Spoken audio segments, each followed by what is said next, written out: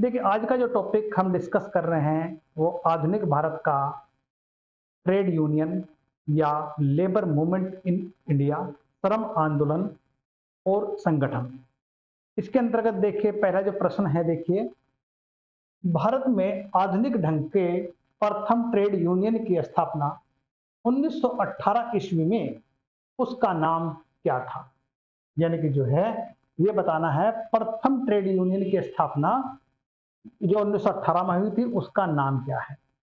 ए, Indian seamen's union Calcutta, B, clerks union Bombay, M या MSM union Madras, या फिर मद्रास लेबर यूनियन। देखिए, इसके अंतर्गत जो आंसर बनेगा वो बनेगा हमारा डी, यानी मद्रास लेबर यूनियन। यानी कि देखिए जो है भारत में आधुनिक ढंग की जो प्रथम ट्रेड यूनियन थी जो है उसकी स्थापना 1918 में हुई थी, उसका नाम था मद्रास लेबर यूनियन। अब देखिए 1918 में बीपी वाडिया द्वारा गठित मद्रास लेबर यूनियन यानी मद्रास मजदूर संघ भारत का पहला आधुनिक मजदूर संगठन था। जैसे पता है कि मतलब जो है कि 1920 में एमएन जोशी, जोसेफ बैप्टिस्ट और लाला लाजपत राय के प्रयासों से अखिल भारतीय ट्रेड यूनियन कांग्रेस यानी एआईटीयूसी की स्थापना हुई थी। इसका अधिवेशन 1920 में बंबई में हुआ और इसके प्रथम अध्यक्षता जो है यानी प्रथम अध्यक्ष जो है लाला लाजपत राय थे। एनएम जोशी वो अन्य नेतृत्व 1929 में इंडियन ट्रेड यूनियन फेडरेशन का गठन हुआ। एमएस डांगे जो है कानपुर षड्यंत्र से संबंधित थे। इसका पूरा नाम श्रीपाद अमृत डांगे था। देखिए आंसर बना इसका डी। नेक्स्ट, निम्नलिखित कथनों पर विचार कीजिए।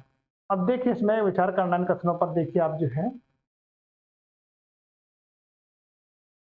एक, फैक्ट्री एक्ट 1881 औद्योगिक कामगारों की मजदूरी नियत करने के लिए और कामगारों को मजदूर संघ बनाने देने की दृष्टि से पारित किया गया था। 2, एन एम लाखंडे ब्रिटिश भारत में मजदूर आंदोलन संगठित करने में अग्रगण्य है। देखिए इसका जो आंसर बनेगा वो बनेगा, देखिए हमारा यानी कि एक और एक दोनों सही है, यानी एक भी सही है दो भी सही है। आंसर बना हमारा बी। सॉरी सॉरी, आंसर बना देखिए हमारा जो है वो बनेगा बी, यानी बी, केवल दो की बात हो रही, बी आंसर बन जाता है। अब ये देखिए हमारा नेक्स्ट, देखिए इसमें देखिए अगर हम बात करते हैं रिपन के काल में वर्ष 1881 ईस्वी में पारित जो है प्रथम फैक्ट्री अधिनियम में मजदूरों की सेवा शर्तों को नियमित किया गया और इन शर्तों का निरीक्षण हेतु निरीक्षक की नियुक्ति की गई थी। इसमें मजदूर संघ आदि के प्रावधान शामिल नहीं थे और 1890 में एनएम लाखंडे द्वारा बंबई में बंबई मिल्स हैंड्स एसोसिएशन की स्थापना की गई थी और जिसका आंशिक रूप भारत में पहला मजदूर संघ आंदोलन माना जाता है। वर्ष 1911 में एनएम जोशी ने बंबई में सोशल सर्विस लीग की स्थापना। देखिए आंसर बना इसका बी, केवल दो। नेक्स्ट, भारत सरकार द्वारा 1919 में आईएलओ के वाशिंगटन सम्मेलन में मजदूरों के प्रतिनिधि के रूप में निम्नलिखित में से किसे भेजा गया था? देखिए आईएलओ का जो मतलब जो है वाशिंगटन सम्मेलन हुआ था उसमें मजदूरों का रूप में किसे भेजा गया था? A, BP Wadia, B, NM Joshi, C, CF Andrews, D, Joseph Baptista. देखिए आंसर बनेगा बीपी वाडिया, आंसर बना हमारा ए। अब देखिए भारत सरकार द्वारा 1919 में अंतर्राष्ट्रीय श्रम के वाशिंगटन सम्मेलन में वीपी वाडिया को भारत के मजदूरों का प्रतिनिधि बनाकर भेजा था। 1920 में एनएम जोशी, लाला लाजपत राय, जोसेफ बैप्टिस्ट आदि के अथक प्रयासों से अखिल भारतीय ट्रेड यूनियन कांग्रेस की स्थापना हुई। देखिए इसका आंसर जो है बी आंसर है, इसका आंसर बनेगा ए। वैसे जो है कमीशन ने जो है लोकसभा आयोग ने इसका आंसर बी दिया था, तो आंसर देखिए इसका ए बनेगा। नेक्स्ट,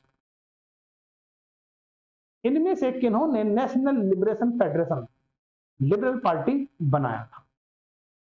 ए Motilal Nehru, C R Das, B Mohammad Ali C R Das, C T B Sapru, M R Jayakar, D M R Jayakar और सी आर दास। देखिए इसका आंसर बनेगा हमारा सी टी बी सप्रू और एम आर जयकर। अब देखिए मतलब जो है मॉन्टेग्यू चेम्सफोर्ड रिपोर्ट की सार्वजनिक हो जाने के पश्चात नेशनल लिबरल फेडरेशन यानी लिबरल फेडरेशन का गठन 1919 में सुरेंद्र नाथ बनर्जी, तेज बहादुर सप्रू, श्रीनिवास शास्त्री और एम आर जयकर ने की थी। तो इस प्रकार आंसर बन जाता है इसका सी। नेक्स्ट, अक्टूबर 1920 में भारतीय कम्युनिस्ट पार्टी की स्थापना के लिए ताशकंद में एकत्र हुए भारतीयों के समूह के मुखिया निम्नलिखित में से कौन थे? अब देखिए मतलब जो है H A Sarkar, B P C Joshi, C M C Chhagla, D M N Roy. देखिए आंसर बनेगा इसका एम एन रॉय यानी डी आंसर है। अब देखिए अक्टूबर 1920 भारतीय कम्युनिस्ट पार्टी की स्थापना के लिए ताशकंद में इकट्ठे हुए भारतीयों के समूह के मुखिया और विख्यात एवं महान क्रांतिकारी एम एन राय थे, जिन्होंने लेनिन के साथ मिलकर उपनिवेशों के प्रति कम्युनिस्ट इंटरनेशनल की नीति तैयार करने में मदद की थी। और एम एन राय के नेतृत्व में इसी विचार के साथ भारत में मिलकर अक्टूबर 1920 में ताशकंद में भारतीय कम्युनिस्ट पार्टी की स्थापना है। उल्लेखनीय है कि यहाँ पर कम्युनिस्ट इंटरनेशनल का सदस्य बनने के लिए वे पहले भारतीय थे और बेगाड़ में उनकी उत्प्रवासी साम्यवादी पत्रिका भी प्रकाशित होती है। देखिए आंसर बन गया इसके द्वारा डी। नेक्स्ट, निम्न में से कौन एक 1924 के कानपुर षड्यंत्र मामले में शामिल नहीं था? देखिए बताना इसमें कानपुर षड्यंत्र के मामले में शामिल नहीं था। A Muzaffar Ahmad, B Nalin Gupta, C Shaukat Usmani, D M A Ansari. अब देखिए इसमें आंसर बनेगा डी एम ए अंसारी नहीं था। अब देखिए कम्युनिस्ट आंदोलन की बात करते हैं। कम्युनिस्ट आंदोलन की जो शक्ति और बढ़ते प्रभाव को रोकने के लिए कानपुर में एक षड्यंत्र को आधार बनाकर कुछ कम्युनिस्टों पर मुकदमा चलाया गया और यह मुकदमा कानपुर षड्यंत्र केस के नाम से विख्यात हुआ। और ब्रिटिश सरकार ने 1924 ईस्वी में एम एन राय, मुजफ्फर अहमद, श्रीपद अमृत डागे, शौकत उस्मानी, गुलाम शौकत हुसैन, रामचरण लाल शर्मा और सेंगार बेल्लू चेटियार पर मुकदमा चलाया। सरकार ने इन पर आरोप लगाया कि ये लोग षड्यंत्र रच रहे हैं, जिसका उद्देश्य भारत में क्रांतिकारी संगठन की स्थापना करना है और भारत में सम्राट की प्रभुत्व को समाप्त करना है। और यह मुकदमा चला तो सिर्फ 4 व्यक्तियों को, यानी 4 व्यक्ति कौन कौन थे? नलिन गुप्ता, उस्मानी, डागे और मोहम्मद अहमद अदालत में पेश किए गए। एम एन रॉय और शर्मा भारत में नहीं थे। हुसैन सरकारी गवाह बन गए और सेंगार बेल्लू चेटियार भी उनकी बीमारी की वजह से मुकदमा नहीं चलाया गया। 20 मई 1924 ईस्वी को फैसला सुनाया गया और चारों अभियुक्तों को 4-4 वर्ष की सजा सुनाई गई। देखिए नेक्स्ट क्वेश्चन देखिए आपका, भारत सरकार द्वारा 1919 में आईएलओ वाशिंगटन सम्मेलन में मजदूरों के प्रतिनिधि के रूप में निम्नलिखित किसे भेजा गया था। देखिए इसका आंसर बनेगा हमारा जो है वीपी बाड़िया, और जो कमीशन इसका आंसर देते हैं एमएन जोशी। नेक्स्ट देखिए आपका जो है,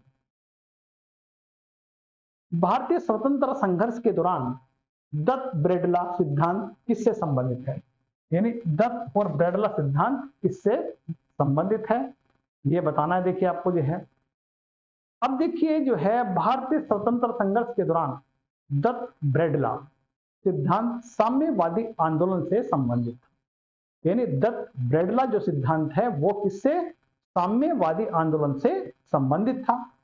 भारत में कम्युनिस्ट आंदोलन में बदलाव के सैद्धांतिक और राजनीतिक बुनियादी 1926 यानी 1926 ईस्वी में शुरुआत के एक दस्तावेज के जरिए रखी गई, जिसको दत्त ब्रेडला सिद्धांत के नाम से भी जाना जाता है।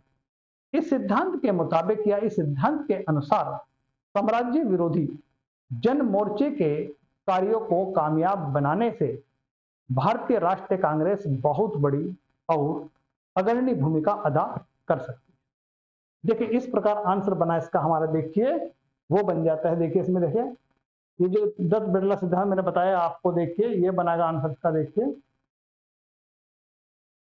साम्यवादी आंदोलन से संबंधित था, आंसर बना हमारा ए। नेक्स्ट,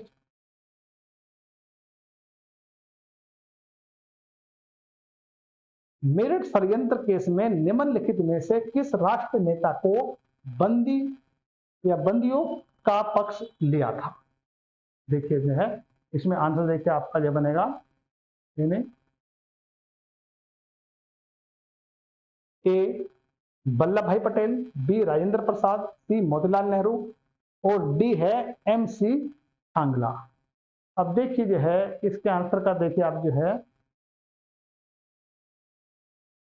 एमसी छांगला इसका आंसर बनेगा, आंसर बना इसका हमारा डी। अब देखिए जो है पब्लिक सेफ्टी कानून के तहत 1929 में ही लगभग 33 साम्यवादी नेताओं को ब्रिटिश सरकार ने गिरफ्तार करके उन पर मेरठ षड्यंत्र केस के अंतर्गत मुकदमा चलाया। कितने साम्यवादी नेता थे, 33। इसमें 3 ब्रिटिश साम्यवादी फिलिप स्ट्रेट, बेन ब्रेडले और लेस्टर हचिसन भी शामिल थे। मेरठ षड्यंत्र केस में फंसे अभियुक्तों को बचाने के लिए राष्ट्र नेता के जवाहरलाल नेहरू, एम ए अंसारी, कैलाश नाथ काटोजी के साथ एमसी छांगला ने भी पैरवी किया था। तो इस प्रकार आंसर बना हमारा डी। नेक्स्ट, ट्रेड यूनियन आंदोलन क्रांतिकारी चरण का समय था। देखिए ट्रेड यूनियन क्रांतिकारी का समय था, देखिए आप जो है ए 1939 से 45, बी 1926 से 39, सी 1918 से 26, डी 1914 से 18। आंसर बना हमारा बी 1926 से 39। ट्रेड यूनियन आंदोलन का क्रांतिकारी चरण जो है 1926 से 1939 तक माना जाता है। यानी कि मतलब यह है जो ट्रेड यूनियन का जो आंदोलन का जो क्रांतिकारी चरण है 1926 से 1939 तक माना जाता है। अब देखिए यद्यपि 1920 ईस्वी में एनएम जोशी, जोसेफ बैप्टिस्ट तथा लाला लाजपत राय के प्रयासों से अखिल भारतीय ट्रेड यूनियन कांग्रेस की स्थापना हुई और 1926 में ट्रेड यूनियन एक्ट पारित किया गया। इस प्रकार देखिए आंसर बन जाता है बी। नेक्स्ट, निम्नलिखित में से किसने इंडिया ट्रेड यूनियन फेडरेशन की स्थापना की। यानी बताना इसमें किसने इंडिया ट्रेड यूनियन फेडरेशन की स्थापना की। A Joseph Baptista, B VP Giri, C NM Joshi, D Lala Lajpat Rai. देखिए आंसर बनेगा इसमें वो बनेगा एनएम जोशी, यानी सी आंसर। अब देखिए मतलब जो है भारत में ट्रेड यूनियन कांग्रेस यानी अखिल भारतीय ट्रेड यूनियन कांग्रेस की स्थापना एनएम जोशी द्वारा 31 अक्टूबर 1920 को मुंबई में की गई। कहां की गई थी? मुंबई में। इसके प्रथम अध्यक्ष लाला लाजपत राय थे और इस संगठन का जो विभाजन 1929 ईस्वी में नागपुर अधिवेशन में हुआ, जिसकी अध्यक्षता जो है जवाहरलाल नेहरू कर रहे थे। उसी समय एनएम जोशी, वीवी गिरी और शिवराम के नेतृत्व में 1929 में Indian trade union federation ITUF की स्थापना की गई। तो आंसर बना इसका सी। नेक्स्ट, निम्नलिखित में से किस केस के समस्त संसार में चर्चा हुई और अभियुक्तों के समर्थन में Albert Einstein, HG Wells, Harold Laski और रूजवेल्ट ने सहानुभूतिपूर्ण टिप्पणियां की। देखिए आंसर बनेगा इसमें, देखिए ए INA मुकदमा, बी लाहौर षड्यंत्र केस, सी मेरठ षड्यंत्र केस, या फिर उपयुक्त में से कोई नहीं। आंसर बनेगा इसमें देखिए मेरठ षड्यंत्र मुकदमा, आंसर बनेगा इसका सी। अब देखिए जो है मेरठ षड्यंत्र केस या मेरठ षड्यंत्र मुकदमा 1929 से 1933 के बीच का था। कम्युनिस्ट क्रांतिकारियों पर चलाया गया था और इसमें 33 कम्युनिस्टों के ऊपर चलाया गया था, जिसमें से 3 अंग्रेज भी थे। और इन विद्रोहियों के समर्थन में Einstein, Roosevelt, HS Wells, Harold Laski ने टिप्पणी की। तो आंसर बना हमारा सी। नेक्स्ट,